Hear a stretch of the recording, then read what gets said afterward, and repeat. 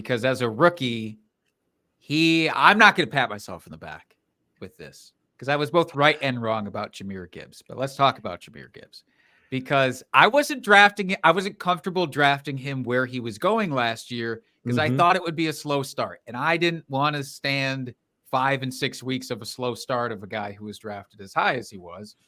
And that was kind of true, really. It was like 4 weeks. And then he was basically, rocketing up. But Jahmyr Gibbs towards the tail end of last season start to get more usage around the goal line, obviously a lot of pass catching work.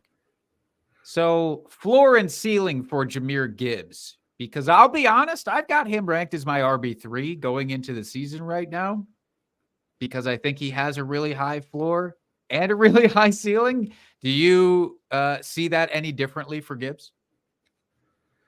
I think that's fair. I mean, when you're talking about guys that could possibly be above him, you got CMC for sure, probably Bijan, and then Breece Hall for me.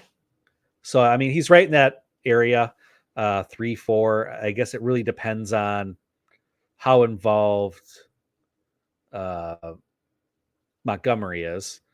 I almost wanted to say Jamal Williams, but former Detroit player that I'm in love with. But yeah, David Montgomery, depends how much he's actually involved this year.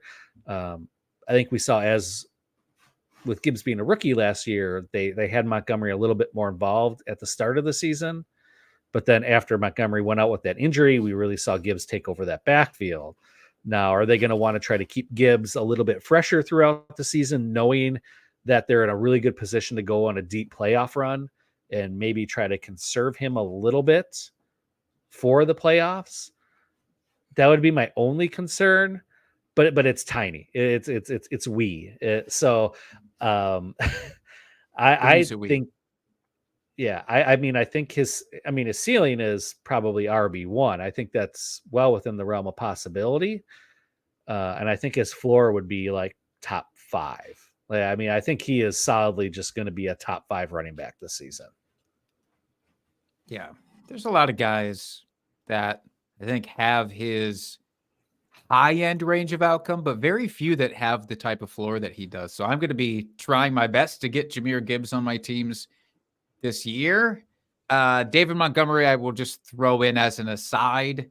I think he's probably going to be undervalued because of what Jahmyr Gibbs is doing. But I think this is the type of offense. It's like the Alvin Kamara and Mark Ingram offenses of old. Like, people like the flashy Alvin Kamara, and he had the, higher ceiling.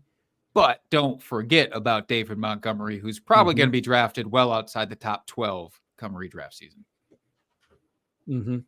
Yeah, when you look at the guys that are being drafted right after him, you've got Saquon, Jonathan Taylor, Kyron Williams, Devon Achane, and Josh Jacobs, just about rounding out your top 10.